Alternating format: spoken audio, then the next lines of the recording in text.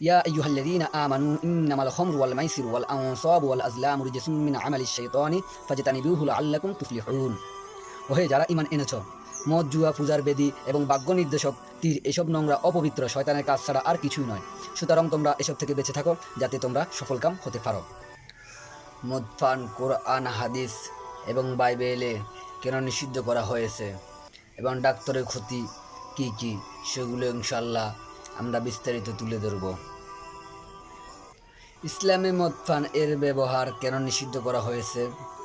স্মরণাতীত কাল থেকে মানবজাতির যন্ত্রণার কারণ হিসেবে অ্যালকোহল বা মদকে দায়ী করা হয়ে আসছে। এটা অগণিত মানুষের দুর্দশার কারণ, অসংখ্য মানুষের অকাল মৃত্যুর কারণ এবং বিশ্বজুড়ে আতঙ্কজনক দুর্দশার কারণ হিসেবেও চিহ্নিত হয়ে আসছে।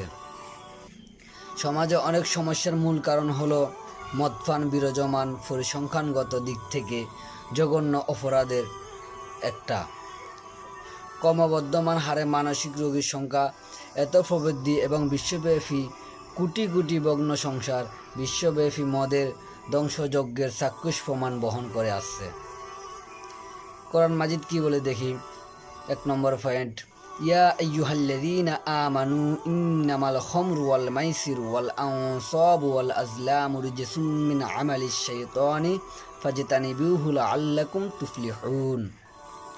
ওহে যারা ঈমান এনেছ, মদ, জুয়া, পূজার বেদী এবং বাগ্য নির্দেশক তীর এসব নোংরা অপবিত্র শয়তানের কাজ ছাড়া আর কিছুই নয়। সুতরাং তোমরা এসব থেকে বেঁচে থাকো যাতে তোমরা সফলকাম হতে পারো। সূরা মায়েদা আয়াত 90। এবারে বাইবেল কি বলে দেখি। 2 নম্বর পয়েন্ট, বাইবেল মদপান নিষিদ্ধ করেছে। মদ হলো প্রতারক, কঠিন পানীয় যা মন্দ কাজের উদ্দীপক এবং যে এতে অভ্যস্ত হয়ে পড়ল সে জ্ঞানীর পরিচয় দিল না। মদ্যপান করে মাতাল হায় না। এটা বাইবেলের শ্লোক। আমাদের উচিত বর্তমান অশ্লীল সমাজে ইসলামিক ভিডিওগুলো like, share, follow and subscribe করে সবার মাঝে ছড়িয়ে দেওয়া। সম্ভবত এটা একটা সওয়াবের কাজ। আপনার কারণে একজন মানুষ ইসলামিক জ্ঞান শিখার সুযোগ পেল। এবার আসি আমরা হাদিস সম্পর্কে কথা নিয়ে। হাদিসে রাসূলুল্লাহ সাল্লাল্লাহু আলাইহি সাল্লাম মদপানকে নিষেধ করেছে। সুনানে ইবনে মাজার ভলিউম 3 মাতলামি 30 নং অধ্যায়ের হাদিস নং 3671। মদই হলো সকল মন্দের মা তথা মূল এবং এটা সবচেয়ে লজ্জাকর মন্দ। উল্লেখিত অধ্যায়ের 3392 নং হাদিসে আছে, মাদকতা উৎপাদন করে তার বেশি পরিমাণ যেমন নিষিদ্ধ তার কম পরিমাণও নিষিদ্ধ। সুতরাং 1 ডগ বা 1 ড্রাম কোনোটাই ক্ষমাযোগ্য নয়। শুধু মদপান পানকারীর উপরে আল্লাহর লানত তথা অভিশাপ নয়, বরং যারা প্রত্যক্ষ বা পরোক্ষভাবে তাদের সহযোগিতা করে তাদের উপরেও আল্লাহর অভিশাপ। আনাস রাদিয়াল্লাহু তাআলা থেকে বর্ণিত যে রাসূলুল্লাহ সাল্লাল্লাহু আলাইহি সাল্লাম বলেছেন, 10 শ্রেণীর লোকের উপর আল্লাহর অভিশাপ যারা মদের সাথে জড়িত। 1 যারা সলাই করে, 2 যার জন্য মদ সলাই করা হয় যে মদ পান করে, 4 যে মদ বহন করে, 5 যার জন্য মদ বহন করা নেওয়া হয়েছে, 6 যে মদ পরিবেশন করে, 7 যে মদ বিক্রয় করে, 8 যে মদ বিক্রিত টাকা ব্যবহার করে, 9 যে মদ ক্রয় করে এবং 10 যার জন্য মদ ক্রয় করা হয়। তাহলে বুঝতে পেরেছেন মদের সাথে অনেক রোগ জড়িত। ডাক্তার কি বলে এবারে দেখি। মদ পান নিষিদ্ধ করার পিছনে বেশ কিছু বৈজ্ঞানিক কারণ রয়েছে। পৃথিবীতে যেসব অকারণে মানুষের মৃত্যু হয় তার মধ্যে সবচেয়ে বেশি মৃত্যু মদ পানের সাথে সম্পর্কিত। পৃথিবীতে লক্ষ লক্ষ মানুষ মদ পানের কারণে অকালে মরে যায়। এ ব্যাপারে কিছু সংখ্যক কথা বলবো। ধরেন 1 লিভার সিরোসিস যাতে কলিজা শুকিয়ে শক্ত হয়ে যায়।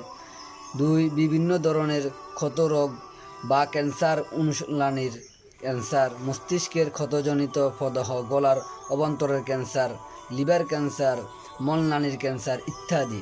আরও এইডস রোগের মতো অনেক রোগ হয়ে থাকে। মদপান বিবেকের ভূমিকা পালনে বাধা দেয় কেন? মানুষের মস্তিষ্কে একটি বিবেচনা কেন্দ্র রয়েছে যাকে আমরা বিবেক বলি। বিবেক মানুষকে এমন কাজ করতে বাধা দেয় যে কাজকে সে মন্দ বলে মনে করে। উদাহরণস্বরূপ বলা যায় যে সাধারণত কোনো ব্যক্তি মাতা পিতা ভাই বোনদের সাথে অশালীন ভাষা ব্যবহার করে না, কারণ তার বিবেক তাকে এটা হতে বাধা দেয়। কেউ যদি প্রকৃতির ডাকে সাড়া দিতে চায়, তার বিবেক তাকে জনসম্মুখে এই কাজ করতে বাধার সৃষ্টি করে, তাই সে টয়লেটের তালাশ করে। আর যখন কোনো ব্যক্তি মদ পান করে, তখন তার বিবেক স্বয়ং অবরুদ্ধ হয়ে পড়ে। মাদককারীকে অস্বাভাবিক আচরণ করতে যে দেখা যায়, তার মূল কারণ এটাই। এমনকি মাতাল ব্যক্তি যখন তার পিতা মাতার সাথে কথা বলে, তখনও সে তাদের সাথে অসম্মানজনক আচরণ করতে থাকে। সে তার ভুল বুঝতে পারে না, ভালো মন্দ বিবেচনার শক্তি তাই হারিয়ে ফেলে। মাতাল হয়ে অনেকে নিজের পরিধানে পোশাকে প্রস্রাব করে দেয়। মাতাল অবস্থায় সে ভালোভাবে কথা বলতে বা হাঁটতে পারে না, এমনকি তারা মানুষের সাথে মন্দ আচরণ করে থাকে। এবার আসি বেবিচার, ধর্ষণ, নিষিদ্ধ মহিলাকে ধর্ষণ এবং এইডস ইত্যাদি রোগের মদপান কারণে হয়ে থাকে। American national crime victimization survey bureau of justice এই জরিপে অনুসারে কেবল 1996 সালে, যেখানে গড়ে প্রতিদিন 2713টি ধর্ষণের ঘটনা রেকর্ড করা হয়, পরিসংখ্যানে দেখা যায় যে অধিকাংশ দর্শক এই ঘটনার সময় মাতাল ছিল। নারী উৎপীড়নের ক্ষেত্রে একই প্রতিবেদন পাওয়া যায়। পরিসংখ্যান অনুসারে শতকরা 8% আমেরিকান তাদের নিষিদ্ধ আত্মীয়কে ধর্ষণের অভিযোগে অভিযুক্ত, এমনকি মা বোন কন্যা এদের হাত থেকে রেহাই পায় না। অর্থাৎ প্রতি 12 কি 13 জনের মধ্যে একজন নিষিদ্ধ আত্মীয়কে ধর্ষণের সাথে জড়িত। এসব ঘটনার প্রায় সবই তাদের একজনের বা উভয়ের মদ পানের কারণে সংঘটিত হয়ে থাকে। মারাত্মক প্রাণঘাতী রোগ এইডস বিস্তারের প্রধান কারণ মদ পান। সুতরাং মদ পান একটি মারাত্মক ও প্রাণঘাতী ব্যাধি। ধরেন মাদক আসক্তি স্বয়ং একটি রোগ, এ নিয়ে আমরা কিছু কথা বলবো। মাদক আসক্তি স্বয়ং একটি রোগ। চিকিৎসা বিজ্ঞানীগণ মদ পানকে আর মাদক আসক্তি না বলে এটাকে স্বয়ং একটি রোগ হিসেবে চিহ্নিত করেছেন। ইসলামী রিসার্চ ফাউন্ডেশন সম্প্রতি একটি প্রচারপত্রে উল্লেখ করেছে যে মদ যদি একটি রোগে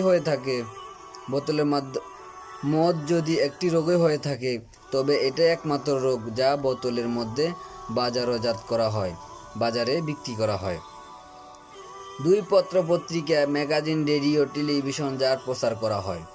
3 নম্বর, যার প্রসারের জন্য শুল্ক নিয়ে লাইসেন্স পারমিট দেওয়া হয়। 4, যার মাধ্যমে সরকার রাজস্ব লাভ করে। 5, যার মাধ্যমে রাজপথে মৃত্যুর গমনও হয়। 6, যার কারণে পারিবারিক জীবন ধ্বংস হয়ে যায় এবং অপরাধ বাড়ে। 7, যার কোনো জীবাণু নেই অথবা আনুষঙ্গিক কারণ নেই। মাদক আসক্তি কোনো রোগ নয়, এটা শয়তানের কারসাজি। মহান আল্লাহ, যিনি অত্যন্ত জ্ঞানের মালিক, তিনি শয়তানের এই লোভনীয় ফাঁদ থেকে আমাদেরকে সতর্ক করে দিয়েছেন। ইসলামকে দীনুল ফিতরাহ তথা মানুষের জন্য স্বভাবসম্মত জীবন ব্যবস্থা বলা হয়েছে। ইসলামের যাবতীয় বিধি নিষেধ মানব কল্যাণের লক্ষ্যে প্রদত্ত হয়েছে, যাতে করে মানুষের স্বাভাবিক প্রাকৃতিক অবস্থান সংরক্ষিত থাকে। মদপান হলো মানুষের প্রকৃতিগত অবস্থান থেকে বিচ্যুতি। এটা ব্যক্তি বিশেষের ক্ষেত্রে যেমন প্রযোজ্য, তেমনি একটি সমাজের জন্য প্রযোজ্য। মদপান মানুষকে পশুর স্তরে নামিয়ে দেয়, অথচ মানুষের দাবি হলো তারা শ্রেষ্ঠতম সৃষ্টি, আর এজন্য ইসলামে মদপানকে হারাম তথা নিষিদ্ধ ঘোষণা করা হয়েছে। আমাদের সংক্ষিপ্ত আকারের মদপান নিয়ে কথা বলা আপনারা বুঝতে পেরেছেন। আর যদি না বুঝে থাকেন তাহলে কমেন্ট বক্সে জানাতে পারেন।